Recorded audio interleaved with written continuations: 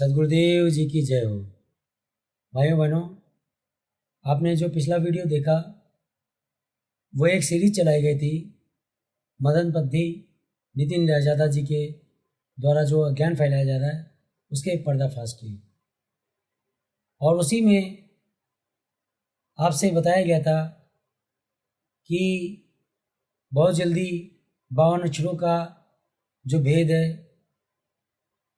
उसका भी जो रहस्योद्घाटन है वो किया जाएगा, और उसी के लिए 52 अक्षरों के भेद में ये पहली वीडियो आपके सामने प्रस्तुत है।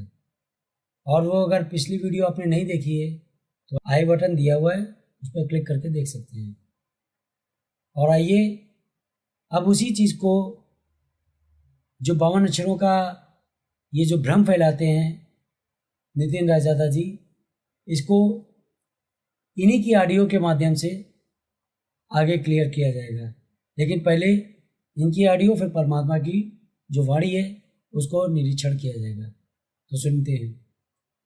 मेरे प्यारे दोस्तों, प्यारे जीवहंसों, परमात्मा की प्यारी आत्माओं, आज मैं जो आपके सामने टॉपिक क्लियर करने जा रहा हूँ वो कबीर साहब का शब्द है जो गुरु ग्रंथ साहब पेज नंबर 343 में साफ तौर से लिखा गया है, जिसको आप कोई एप्लीकेशन गुरु ग्रंथ साहब के नाम पे डाउनलोड करके देख सकते हो, या फिर मैं फोटो भी शेयर कर रहा हूँ, आप उसमें भी पढ़ सकते हो, या आप गूगल में भी सर्च कर सकते हो। तो दोस्तों, जो वाणी मैं बताने जा रहा हूँ उस वाणी का कहने का असली मकसद है 52 अक्षरों से इस जीव आत्मा को अलग करना है।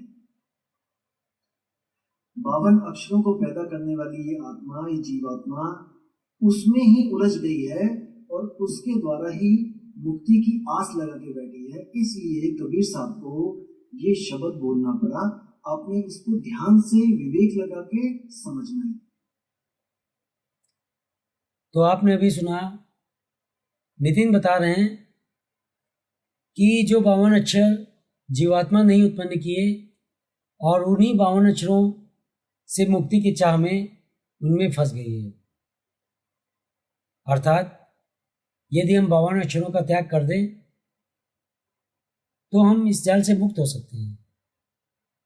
अब इसका निष्कर्ष निकालने वाली बात यह है कि यदि हम इसको अलग कर दें तो फिर हमारे में और जो पशु पक्षी हैं उनमें क्या कुछ अंतर बचता है? और इस जीवात्मा को अगर अलग करने की बात की जाए तो पहले हमें इन 52 अक्षरों का महत्व समझना पड़ेगा कि मनुष्य जीवन में क्या है। यह जीवात्मा 52 अक्षरों को पैदा कर उसमें फंस गई तो पशु पक्षी तो मुक्त होने चाहिए, फिर तो वास्तविक मुक्ति के अधिकारी वे पशु पक्षी हैं। और इस हिसाब से तो पशु पक्षी जो हमसे बेहतर स्थिति में हैं, अर्थात मनुष्य योनि जिसकी मुख्य उपलब्धि बुद्धि, विवेक, तर्क व अक्षर तथा भाषा ज्ञान है, ये सब उन पशु पक्षियों से निकृष्ट है। तो फिर हम मोक्ष को कैसे प्राप्त कर सकते हैं? और यहाँ पर जो नितिन राजादा जी बता रहे हैं कि 52 अक्षरों में हम फंसे हुए हैं, तो भाई पशु पक्षी तो नहीं फंसे हुए हैं। इनकी अगर वैज्ञानिक अवधारणा ली जाए तो शुरू में सिंगल सेल बॉडी थी, अक्षर ज्ञान था नहीं, तब हम किस में फंसे थे? अब ये जो उलझाना चाह रहे हैं वो इन्हीं की ऑडियो वीडियो से क्लियर होगा। तो इसे अब जो है इनकी अगली ऑडियो सुन करके हम देखते हैं। दोस्तों, सबसे पहले मैं बात करूंगा उस समय की जब ये सृष्टि बनी ही थी। जब ये सृष्टि बनी थी दोस्तों, तब जो पहला जीव इस दुनिया में आया था वो सिंगल सेल बॉडी था, यानी एक कोशिका का जीव था। जैसे अमीबा, पैरामीशियम, इस प्रकार के जो जीव थे सिंगल सेल बॉडी। और उससे भी पहले जो था वो एल्गी थी। एल्गी से शुरुआत हुई, जैसे साइंस बोलती है कि एल्गी से शुरुआत हुई है। मान के चलते हैं कि साइंस भी चलो अपनी जगह ठीक है, वो भी कि यहाँ पे शुरुआत तो कहीं ना कहीं से होगी, तो सिंगल सेल बॉडी लेके चलते हैं। तो दोस्तों, जब वो सिंगल सेल बॉडी जब आई थी इस दुनिया में तो उस वक्त कोई अक्षर नहीं था। कोई किताबें नहीं थी, कोई पढ़ाई नहीं थी। कैसे कैसे धरती का जो तापमान था वो स्थिर हुआ और सारा पर्यावरण बदला। बारिश की कुछ बूंदें हुई पड़ी होंगी और वही पानी आया होगा, उसमें जीव की उत्पत्ति हुई होगी। तब वहां पर कोई भी अक्षर नहीं था, कोई पढ़ाई नहीं थी, कोई भाषा नहीं थी, कोई जात पात धर्म भेद नहीं था। और उसके और आगे चलते हैं, होते होते होते डायनासोर आए, डायनासोर का युग आया, तब भी कुछ नहीं था। उसके बाद और आगे जाके आदि मानव आया। जैसे कहते हैं कि बंदरों से ही आगे जो ये विकसित होगी बुद्धि, एक इंसान की बुद्धि बनी। साइंस को भी साइड में रख देते हैं, मान के चलते हैं कि शुरुआत आदि मानव से हुई, जब इस दुनिया में पहला आदमी और पहली औरत आई, मान के चलते हैं। तो जब वो पहला आदमी और पहली औरत यहाँ पे आए, उस वक्त कोई भी ना गुरु था ना चेला था, ना कोई भाषा थी, ना कोई देश का नाम था, ना ही कुछ भी नहीं था, ना ही कोई वेद पुराण गीता भागवत थे, ना कोई कबीर अमृतवाणी थी, ना कोई किसी ग्रंथ की कोई बात करता था, ना बाइबल कुरान थी। उस वक्त केवल एक आदमी और एक औरत मानव सृष्टि में आई। तो आपने सुना नितिन जी क्या बताना चाह रहे हैं कि जो परमात्मा की सृष्टि रचना बताई जाती है कि किस तरह से हम सब की उत्पत्ति हुई, उसको तो ये कपोल कहानी बताते हैं, एक झूठी कहानी जो कबीर साहब ने हम लोगों का पुराना ज्ञान छुड़ाने के लिए एक नई कहानी गढ़ी, जो नितिन बताते हैं, जो हमारे पहले की वीडियो में उसका प्रमाण दिया गया है। और जो वैज्ञानिक अवधारणा है सृष्टि रचना की, उसको प्रमाण के रूप में लेते हैं। और भाई इतना ही नहीं, ये केवल प्रमाण देकर के उसको भी रिजेक्ट कर देते हैं, यानी इनको केवल अपने आप को सिद्ध करना है, उसके अलावा ये सारी बातों को काटते चले जाएंगे कि केवल और केवल नितिन सही बोल रहे हैं, नितिन ही सही हैं, और उसके अलावा सब कुछ झूठ है। यहाँ तक कि परमात्मा कबीर साहब की वाणियाँ भी झूठी हैं, केवल और केवल नितिन ही सही है। तो अब इसी बात को जो उन्होंने कहा कि सिंगल सेल बॉडी थी और तब अक्षर ज्ञान नहीं था, और उसके बाद बताते हैं डायनासोर का युग आया, चलिए वो भी ठीक है।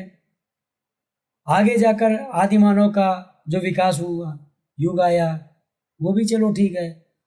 फिर बताते हैं कि शुरुआत में जब दुनिया में पहला नर व नारी आया, तब न कोई गुरु था, न चेला था, न कोई भाषा, न ही वेद पुराण बाइबल, वह यहाँ तक कि कबीर अमृतवाणी भी नहीं थी।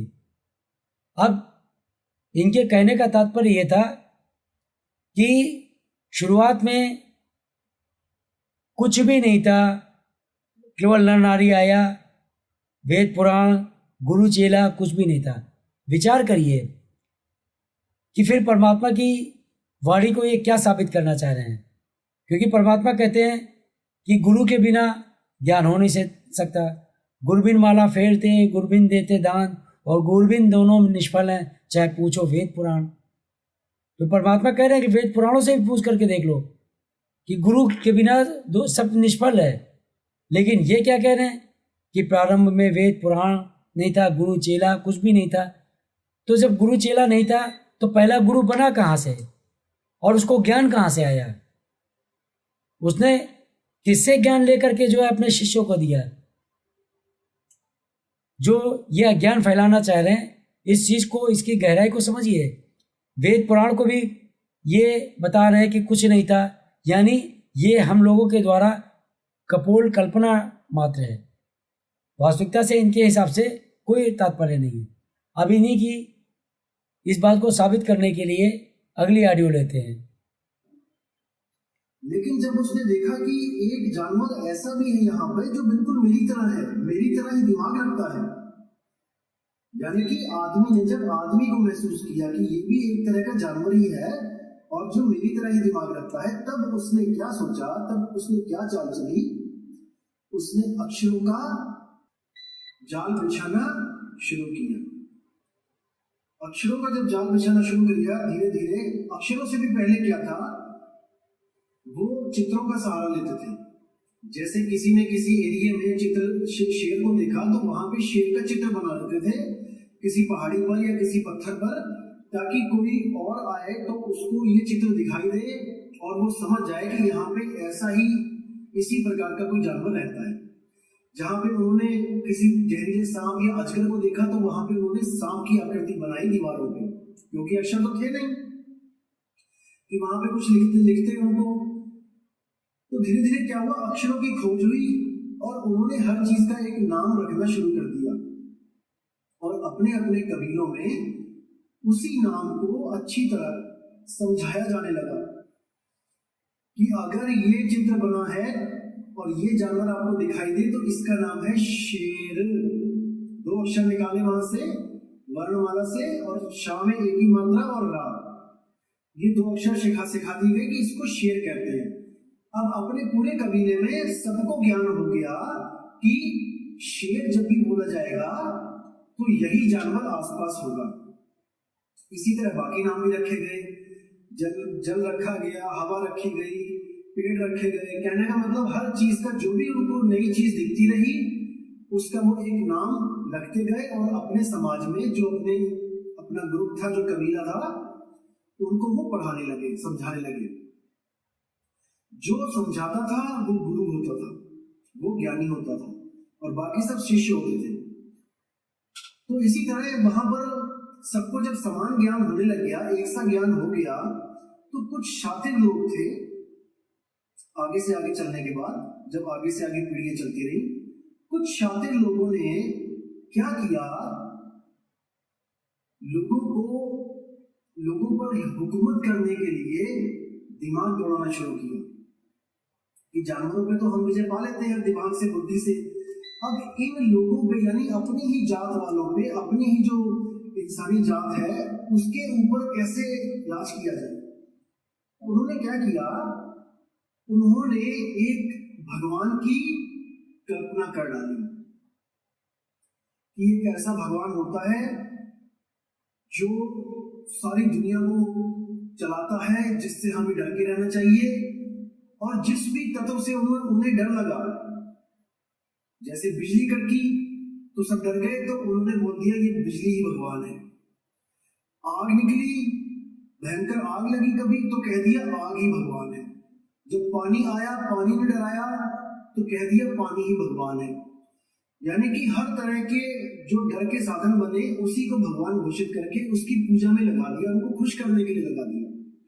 जैसे अग्नि को अग्निदेव बना दिया, वायु को वायुदेव बना दिया, जल को जलदेव बना दिया, धरती कांपने लगी तो इसको धरती माता बना दिया, धरती देव बना दिया, और इन्हीं चीजों की पूजा में सबको लगा दिया। फिर क्या हुआ, कुछ और भी ज्यादा होशियार जो थे, चालाक इंसान थे, उन्होंने क्या किया, उन्होंने ग्रंथों की रचना की, ग्रंथों की रचना करी और उसमें कुछ नाम डाल दिए भगवानों के कि ये जो है इसी से हमें मुक्ति मिलेगी, यही हमारे जो है इस सृष्टि का राजा है। तो आपने इनकी इस ऑडियो में सुना कि क्या बता रहे हैं ये, कि प्रारंभ में जब कुछ भी नहीं था, यानी जो आदि मानव की इन्होंने कल्पना बताई, फिर उसने अक्षरों का जाल बिछाना शुरू किया इनके हिसाब से। और उस अक्षर के ज्ञान से पहले भी, जैसा कि ये बताते हैं, चित्रलिपि थी, यानी चित्रों के माध्यम से जो विचारों का आदान प्रदान होता था इनके हिसाब से। चलिए ये भी मान लेते हैं। फिर उन चित्रों का नामकरण करने के लिए अक्षरों की खोज की गई। उसके बाद जो ये बताते हैं कि जो उसके बारे में समझाता था उसको ये गुरु बता रहे हैं कि संज्ञा देने जाने लगी, कोई बात नहीं। उसके बाद कह रहे हैं कि फिर कुछ शातिर लोगों ने, अर्थात धूर्त या चालाक लोगों ने अपनी जाति पर राज करने के लिए एक भगवान की कल्पना की। हम सब पर नियंत्रण रखने वाला एक भगवान है, यह बताया। फिर कुछ अन्य चालाक लोगों ने कुछ ग्रंथों की रचना की और उसमें कुछ भगवानों के नाम डाल दिए। अब इसको गहराई से समझिए, सोचिए, ये कहना क्या चाह रहे हैं कि ये सब मनुष्य की कल्पना मात्र है, वास्तविकता से इन बातों का कोई लेना देना नहीं है। अब ना वास्तविक भगवान है, ना ही ग्रंथ वास्तविक है इनके हिसाब से। तो भाई इनसे पूछें, इनके शिष्य पूछें और लोग पूछें कि आप फिर उन ग्रंथों का हवाला क्यों देते हो, जब वेद पुराण ये कुछ शातिर लोगों की कल्पना मात्र है, भगवान है नहीं। जब भगवान है ही नहीं तो मोक्ष का क्या करेंगे हम? इनसे पूछिए, फिर मोक्ष की जरूरत भी क्या है? फिर तुम गुरु बन के बैठे क्यों हो? क्या करने के लिए बैठे हो? फिर तो कुछ प्रॉब्लम ही नहीं है ना। जब भगवान नहीं है, काल पहले ही नहीं है, ये भी बता चुके हो तुम कि कोई काल नहीं है। ये कबीर साहब ने जो झूठी कहानी सुनाई, तो है क्या फिर? सब कुछ तो कल्पना मात्र है, ग्रंथों की रचना वो भी कल्पना है। तो ये कहाँ ले जा रहे हैं? इनसे पूछे सब लोग। और इतना ही नहीं, अब इनकी अगली ऑडियो से और भी स्पष्ट होता जाएगा कि ये क्या कहना चाह रहे हैं। ये टोटल भक्ति का नाश करना चाह रहे हैं। आइए सुनते हैं। और ये धोखा है केवल अक्षरों की वजह से। दोस्तों, अगर सारे अक्षरों को खत्म कर दो, आप एक भी अक्षर इस दुनिया में ना रहे। अब मुझे बताओ कि आपकी कौन सी जात है, आप कौन से वर्ग में आते हो, आपका क्या धर्म है, आप किस देश के वासी हो और आपके देश का नाम क्या है, आप किस भगवान की पूजा करते हो उसका भी नाम बता दो मुझे। अगर इन अक्षरों को खत्म कर दिया जाए तो यानी कि हमारा भगवान तक इन अक्षरों का गुलाम हो चुका है। अक्षर नहीं तो भगवान नहीं, अक्षर नहीं तो मोक्ष नहीं। क्यों? क्योंकि मोक्ष तो मंत्रों से मिलेगा, और जब अक्षर नहीं तो मंत्र नहीं, फिर तो सब फंस गए 84 के चक्कर में। सुना आपने नितिन जी क्या कह रहे हैं? यदि इन अक्षरों को खत्म कर दिया जाए तो बताओ फिर तुम्हारा नाम क्या है, तुम्हारा देश का क्या नाम है, आदि आदि तमाम बातें। और इतना ही नहीं, इन्होंने परमात्मा को भी नहीं छोड़ा और बता रहे हैं, इतना ही नहीं, भगवान को भी इन अक्षरों का गुलाम बता दिया है। तो दास ये जो है नितिन जी को जवाब देना चाहता है कि चलिए आपके हिसाब से अक्षरों को खत्म कर दिया गया। आप यही चाह रहे हैं ना, अक्षरों को खत्म कर देना, खत्म कर दिया। अब आप बताइए कि जब इन अक्षरों को खत्म कर दिया गया तो भाषा भी खत्म हो गई, सब कुछ खत्म हो गया। अब बिना अक्षरों के, बिना भाषा के आप पूछ करके दिखाओ कोई प्रश्न, दो जवाब हो कोई अगर आपके पास में। क्या प्रश्न है आपके? बिना अक्षरों के पूछो, नहीं है ना? क्यों भ्रमित कर रहे हैं भाई सबको?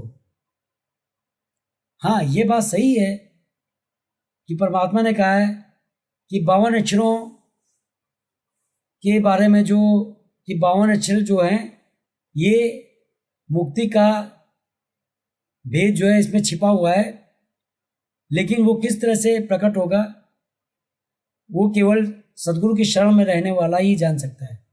वो भी धीरे धीरे क्लियर होगा। अब एक बात और है जो ये बताना चाह रहे हैं, उसको और क्लियर कर दिया जाए कि ये जो अक्षरों की खत्म करने की बात कर रहे हैं वो भी चलो अच्छी बात है। तो पशु पक्षियों और जो तमाम जानवर हैं, हिंसक, शाकाहारी, मांसाहारी, बहुत तरह के हैं, इन्हें कोई अक्षर का ज्ञान नहीं है। अब इनको मुक्ति आप कैसे दोगे नितिन जी? इनको कैसे आप मुक्ति दोगे? आपको बहुत गुरु बनने का शौक है, इनको भी दे दो।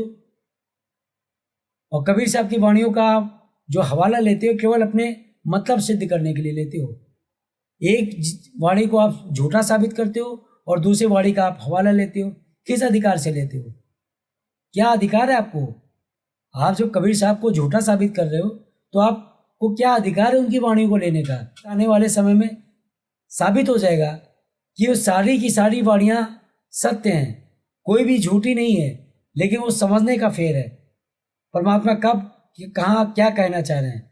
एक जगह तो परमात्मा कहते हैं कि पिंड ब्रह्मांड से अगम है, और दूसरी जगह परमात्मा ये भी कहते हैं मोह को कहाँ ढूंढे रे बंदे, मैं तो तेरे पास में। एक जगह मालिक ये भी कहते हैं कि घटे ही में ब्रह्मा, घटे ही में विष्णु, घटे ही में है जगदीश, सदगुरु तारेंगे। तो आप तो अपना साबित करने के लिए कह देंगे ये वाली वाणी झूठी है, ये वाली सही है, ये वाली गलत है, ये वाली सही है। कमाल कर रखा है। अरे कहाँ पे आपकी बुद्धि है? खुद तो डूबे हैं आप, आपको अच्छी तरह से पता है कि आप डूबे हुए हो, लेकिन लोगों को क्यों डुबो रहे हो?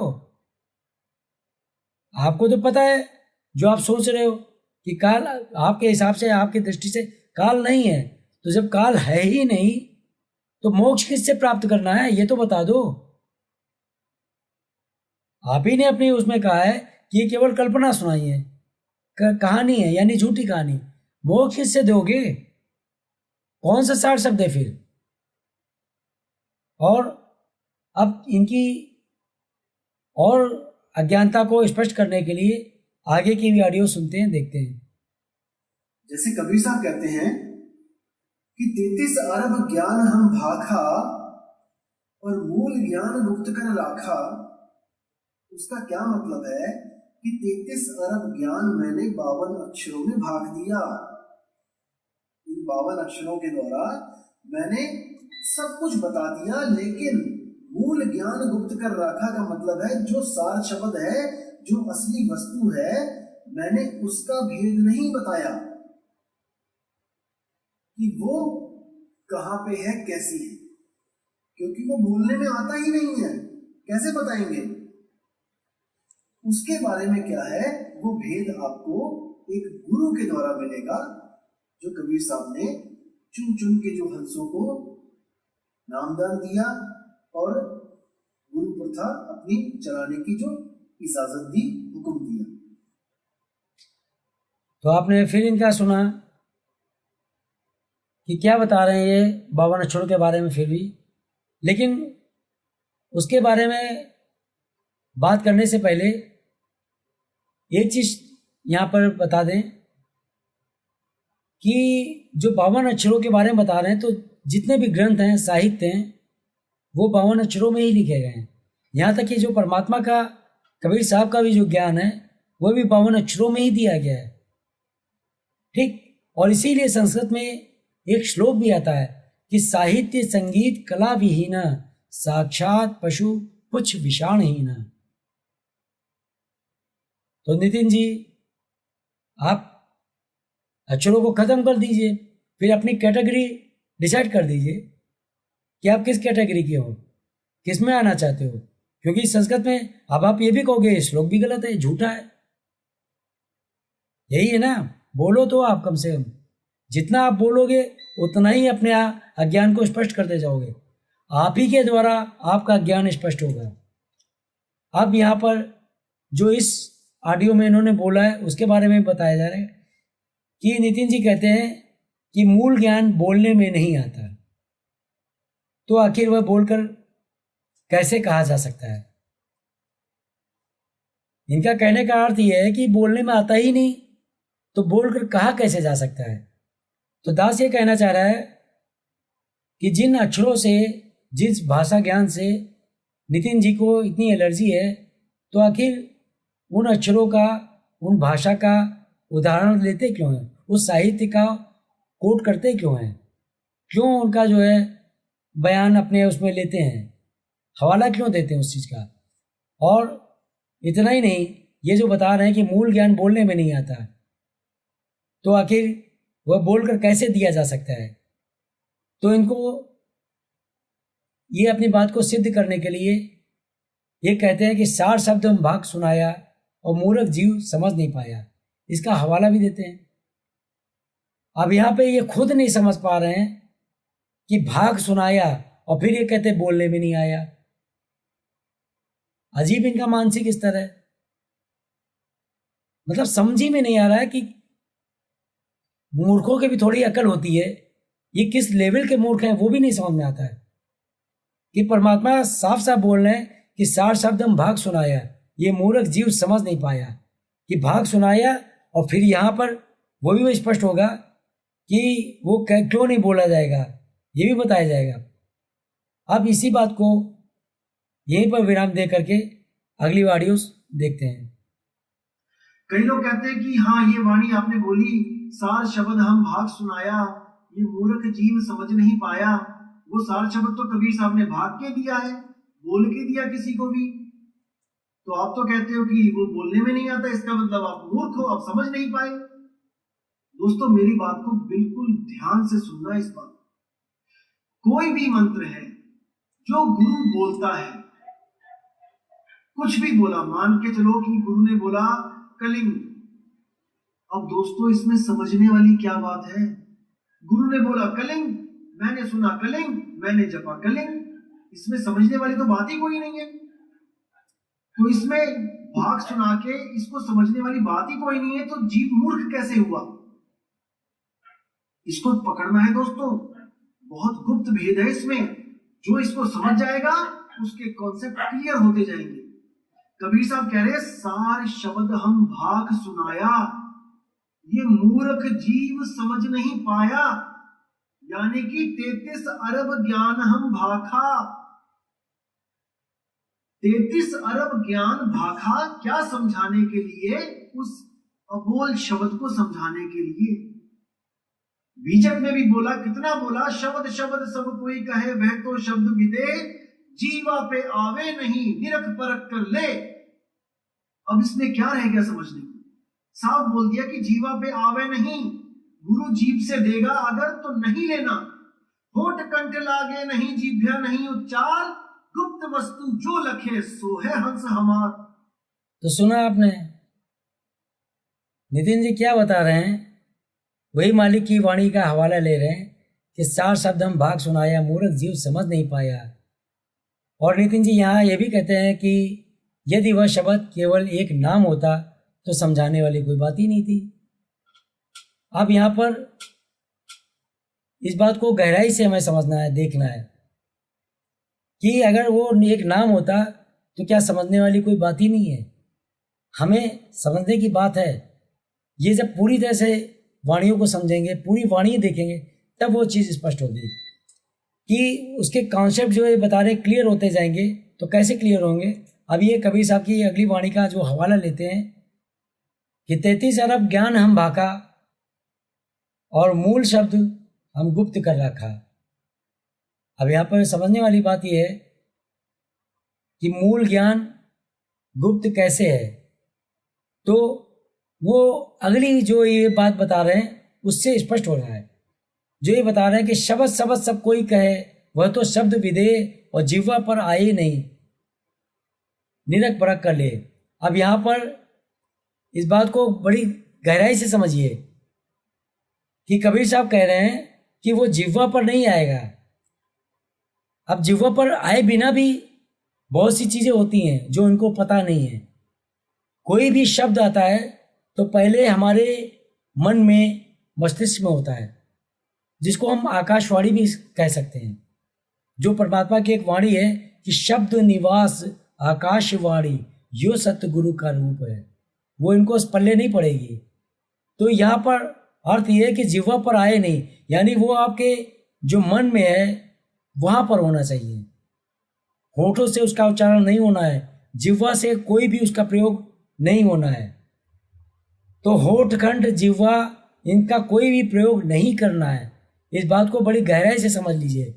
तो यही परमात्मा बता रहे हैं कि अब ये जो कह रहे हैं कि यदि गुरु जिह्वा से दे तो नहीं लेना, क्योंकि कहा गया है होठ कंठ लागे नहीं। तो भाई नितिन जी, आपके गुरु क्या गूंगे हैं या बहरे हैं, या आप गूंगे बहरे हो? कैसे उन्होंने आपको समझाया?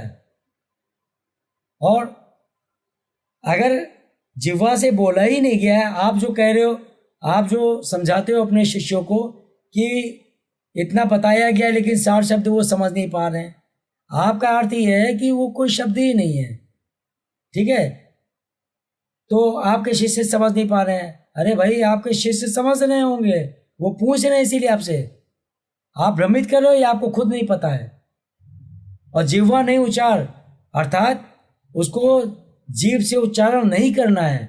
गुप्त वस्तु जो कोई लखे सो है हंस हमार, कि वो गुप्त वस्तु जो मन के द्वारा जिसका जो है हमें शब्द का सुमिरन करना है, उस वक्त शब्द को जो लखे वो है हंस हमार, और आप तो उस शब्द को ही गायब कर दे रहे हो। कमाल का ज्ञान है आपका। अब इसी बात को हम थोड़ा और स्पष्ट कर दे रहे हैं। अब इसी बात को अगली ऑडियो के द्वारा और स्पष्ट हो जाएगा कि ये अज्ञान में कितना पीएचडी किए हुए हैं। आइए सुनते हैं। जहां बोल तहां अक्षर आवा, और जहां अबोल तहां मन न रहावा। बोल अबोल मदि है सोई, और जस को है तस लखे न कोई। कितना स्पष्ट बता दिया कि जहां बोल तहां अक्षर आवा। जैसे ही आपके मुंह से कोई बोल निकलेगा, कोई मंत्र निकलेगा, तो एक अक्षर आ जाएगा आपके आगे। जैसे कुछ बोलोगे वो एक अक्षर का रूप धारण कर लेगा। जैसे मैंने बोला कलम, तो कलम 3 अक्षरों से उसको लिख सकते हैं। मैंने बोला दही, तो दही 2 अक्षरों से लिख सकते हैं। यानी कुछ भी मैं बोलूंगा तो वो अक्षर का रूप धारण कर लेगा। जहां बोल तहां अक्षर आवा। अब कह रहे जहां अबोल तहां मन न रहावा। अब आपने सुना इनकी इस ऑडियो में, ये स्वयं बोल रहे हैं, परमात्मा की वाणी का हवाला दे रहे हैं कि जहां बोल तहां अक्षर आवा, और जहां अबोल तहां मन न रहावा। बोल अबोल मध्य है सोई, जस वो है तस लखे न कोई। अब इसको और थोड़ा गहराई से समझना है कि ये खुद भी बोल रहे हैं कि जब भी कुछ भी शब्द या कोई भी वस्तु बोली जाती है, कोई भी चीज़ का उच्चारण किया जाता है, तो वो अक्षरों का रूप धारण कर लेता है। जब बोला जाता है, बोलने से भी पहले कोई भी चीज़, कोई भी शब्द आपके मन में होता है, पहले बोलते हैं बाद में। तो जब आपने उसको जीवा पर आने ही नहीं दिया, तो कैसे वो अक्षरों का रूप धारण कर सकता है? वो अभी गुप्त है, जिसको परमात्मा कहते हैं गुप्त वस्तु जो कोई लखे सो है हंस हमार। तो जो वो आपके अंतर में गुप्त है, उसके बारे में परमात्मा बता रहे हैं कि बोल अबोल मध्य सोई। वो बोला नहीं जाएगा, लेकिन वो अबोल भी नहीं है, जो ये साबित करना चाह रहे हैं कि उसको बोलना ही नहीं है। ऐसा नहीं है। बोल अबोल मध्य है सोई, जस वो है तस लखे न कोई। क्योंकि कुछ लोग उसको उच्चारण करके बोलने का समझ रहे हैं, कुछ लोग कहते हैं नहीं वो तो बोलना ही नहीं है। इसीलिए परमात्मा ने कह दिया कि उसको लख नहीं पा रहा कोई, यानी जान नहीं पा रहा। लखने का मतलब केवल देखना ही नहीं होता है, ये भी लोगों को नहीं समझ आता है। जैसे हम कहते हैं बोलचाल की भाषा में कि चाय पी के देखो कैसी है, तो पी के देखा जाएगा, वो जिह्वा से उसका स्वाद होगा, लेकिन बोला क्या जाता है कि पी कर देखो। अब वो क्या, देखने में तो चाय का नहीं मालूम पड़ेगा उसमें चीनी कम है या ज़्यादा है। देखने का तात्पर्य है कि ज्ञान कर लो उसका कि चाय का स्वाद कैसा है, और वो स्वाद उसकी उस इंद्री के द्वारा होगा। जैसे कहते हैं कि हवा देखो कितनी अच्छी चल रही है।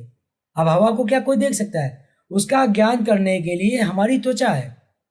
तो यहाँ लखने का अर्थ भी लोगों को नहीं पता है। लखे का मतलब लोग समझते हैं कि हम आंखों से देखेंगे तभी लखना होता है। अरे भाई, परमात्मा की वाणी इसीलिए कहा गया है कि बहुत सूक्ष्म है, उसको इतनी आसानी से समझा नहीं जा सकता है जब तक कि परमात्मा की आपके ऊपर दया ना हो, जब तक आप सद्गुरु की शरण में ना हो। इसलिए इस अज्ञान को छोड़ो और परमात्मा जो ज्ञान दे रहे हैं उसको समझो। अब इसी बात को जो ये कह रहे हैं थोड़ा और गहराई में चलते हैं कि जब भी कुछ बोला जाता है तो अक्षरों का रूप धारण कर लेता है, बिल्कुल कर लेगा। और जो अबोल बता रहे हैं, तो अबोल का अर्थ इनका ये आत्मा बता रहे हैं। अब हद हो गई। परमात्मा क्या बताते हैं कि सब में बोलनहार वही है। जिस आत्मा को ये अबोल बता रहे हैं, वो अबोल इसलिए क्योंकि वो शब्द इस तरह से 52 अक्षरों के द्वारा जो अक्षर प्रकट होते हैं उसके द्वारा नहीं बोलती है। वो आपके मन में बोलती है, वो अंतर में बोलती है, वो उस रूप में बोलने वाली नहीं है, लेकिन वही आपके अंदर बोलती है, तब जाकर के आपके जिह्वा के द्वारा वो अक्षर प्रकट होते हैं। कोई भी चीज़ पहले अंदर होती है, वो आकाशवाणी होती है, और उसको आप प्रकट करते हैं बाद में। तो इस चीज़ को हमें गहराई से समझना है कि जो अबोल है यानी कुछ ना बोलना, तो वहाँ मन टिक नहीं भी सकता है। बिल्कुल सही बात है। तभी परमात्मा को ये कहना पड़ा कि बोल अबोल मध्य सोई। आप इसको ये नहीं समझ पाएंगे, क्योंकि जैसे ये अधूरे हैं, और अधूरे क्यों ना हो, क्योंकि इनका गुरु भी अधूरा है। तो जो ज्ञान होता है वो गुरु के द्वारा ही आगे जाता है। तो इन दोनों से प्रार्थना है, गुरु शिष्य दोनों से इनके, कि उस सत्य कबीर की शरण में आओ जो आज धरती पर विराजमान है, जो आज साक्षात है। लेकिन इनको समझ में नहीं आ रहा है। कोई बात नहीं, आप मत भी आओ, कोई बात नहीं, लेकिन दूसरों को भ्रमित मत करिए, बहुत दोषी हो रहे हैं आप। और दूसरी चीज़ एक और बता रहे हैं, जो आप कह रहे हैं कि वो तो कोई शब्द ही नहीं है, तो परमात्मा स्वयं कहते हैं कि शब्द बिना सूरत यहाँ अंधेरी। जब वो शब्द ही आपके पास में नहीं है, तो आप सूरत ही कहाँ ले जाओगे, किस जगह पर टिकाओगे। और आत्मा को अबोल बताना ये भी इनका बहुत बड़ा अज्ञान है, क्योंकि कबीर साहब तो इसको बहुत कायदे से स्पष्ट कर चुके हैं कि सब में बोलनहार वही है। और कबीर साहब ने उस शब्द को कभी भी अबोल नहीं कहा, जो दास पहले ही बता चुका है, बल्कि कबीर साहब तो स्पष्ट बता रहे हैं कि बोल अबोल मध्य सोई, यानी कि वो जो है श्वासों और मन के द्वारा, सुरत निरत के द्वारा उसका सुमरन होगा, और उसमें कंठ, होठ, जिह्वा आदि का प्रयोग, मुख का प्रयोग नहीं होना है। और इसके आगे का प्रकरण आपको अगली वीडियो में मिलेगा। और इसी के साथ दास को विदा दीजिए। जय हो बंदी छोड़ की।